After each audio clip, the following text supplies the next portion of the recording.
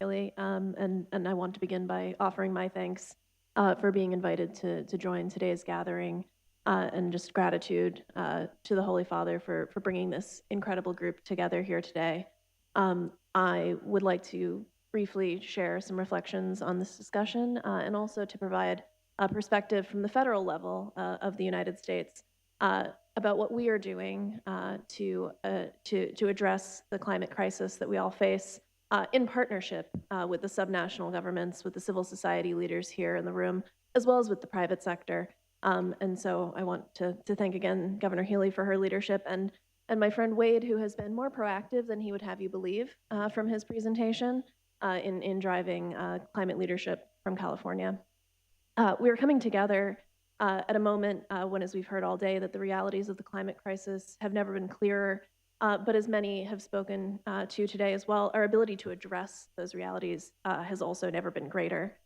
We heard earlier today from the 2023 IPCC chair, but I want to actually quote the 2018 report on 1.5 degrees, which said that reaching net zero emissions by mid-century will take, quote, a transformation of the global economy on a size and scale that has never occurred before in human history. That is the task that faces all of us, and it is the task that we in the United States are taking extremely seriously under the leadership of President Biden and Vice President Harris.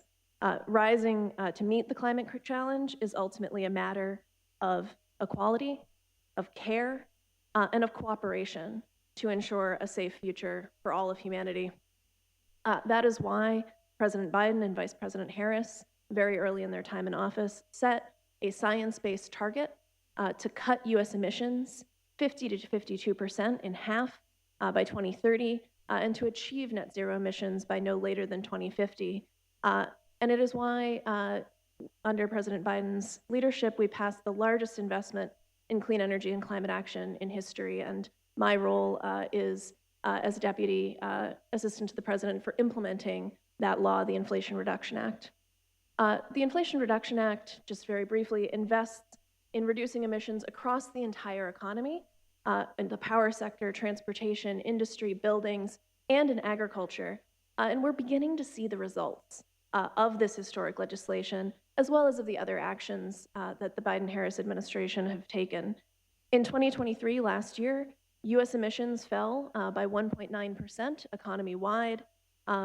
According to the Rhodium Group, that is the largest single-year reduction outside of the peak of the pandemic in U.S. history. We know that we need to do more. We know we need to accelerate those reductions, but it is still an incredibly remarkable achievement to see that reduction at a time that the economy was actually growing.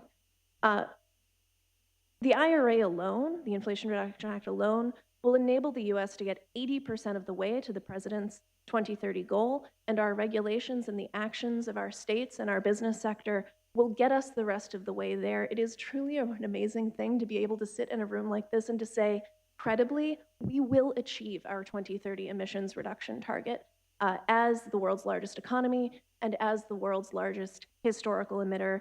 It is critical that we operate from that place of global climate leadership. Also, though, as we are implementing this law domestically, we're trying to lead by example at home of what building a truly inclusive and equitable clean energy future can look like. That means that we are centering workers in the creation of high-quality jobs in our implementation, and we're investing really deliberately in communities that have been left behind, as Wade was speaking to in the California, as the U.S. economy has grown over the last decades. That includes legacy energy communities that have historically been dependent on the fossil fuel economy for their jobs and their livelihoods. It includes low-income and disadvantaged communities and families who, as we heard in compelling statistics throughout the day, benefit the most from these clean energy solutions, not just globally, but in the United States as well. It includes tribal nations and indigenous communities who are centered in our work, and who now have new tools and resources from the Inflation Reduction Act to own their own clean energy future and to power their own economies. And it includes environmental justice communities who for decades in the United States have just borne the brunt of the health and economic impacts of industrial pollution.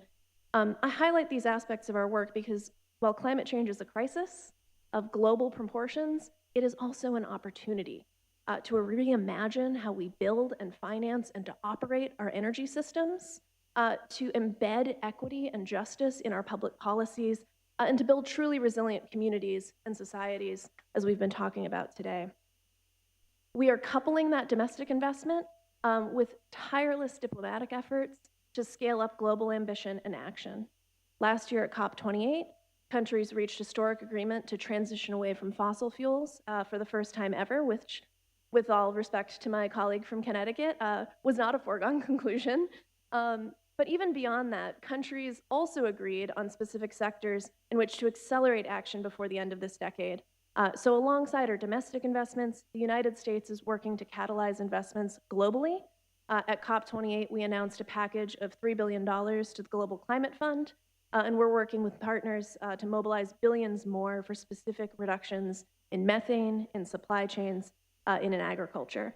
And it's actually projected that US investments through the Inflation Reduction Act are going to reduce costs for critical clean energy technologies, especially emerging technologies like hydrogen, by as much as 25% in the coming years. And that means that for every ton of carbon pollution we are taking out of the US system, those cost reductions driven by the IRA are going to reduce global emissions by another 2.4 to 2.9 tons. So as we continue to make progress implementing the Inflation Reduction Act domestically, we are going to increasingly be able to knit those actions together with our international climate leadership to ensure that those global benefits are realized and are realized in accordance with the same principles that we are implementing the IRA domestically. That's one of the reasons, not the only reason, but my boss, John Podesta, who both oversees Inflation Reduction Act implementation and recently succeeded John Kerry as our senior climate diplomat, recently announced the creation of a White House task force on trade and climate, to Dan's presentation earlier, and made clear that our door is open for discussions with other governments, with Congress, with stakeholders on how to incorporate climate into our global trading system. So at the same time that we're doing all of these things to mitigate emissions, which is absolutely critical, we also need to and we are investing in helping communities deal with climate impacts. This is not an either-or choice. We must build resilience, and we must build it now. We know that developing countries and the most vulnerable populations can't adequately prepare and respond to climate impacts without support. That is why President Biden has committed to work with Congress to provide $3 billion annually for adaptation. That is the largest such commitment in US history. We do need Congress. It is a regrettable fact, but we're working on it. And we've been implementing and scaling up the President's Emergency Plan for Adaptation and Resilience, PREPARE, since 2021. PREPARE sets a goal of helping more than 500 million of the most vulnerable people in developing countries adapt to and manage the impacts of climate change by 2030. A major aspect of this initiative is climate information and services, which can save lives and assets. Just 24 hours of warning before a heat wave, for instance, can cut the resulting damage by as much as 30%. But 1/3 of the population of the world does not have access to that kind of data and information. And I think one of the United States' most longstanding contributions to the global climate system actually is our federal investment in climate science and services, which most people don't appreciate, but I think this room really will. And so through PREPARE, we're continuing to help close this gap by expanding access to NOAA's heat wave forecasts and decision support services in African, Caribbean, and Pacific Island nations. But we know that there's more to do, and more to do rapidly, to make sure that the most vulnerable have what they need to withstand the growing climate crisis. In 2015, as we all know, the Holy Father issued a global call to protect our common home.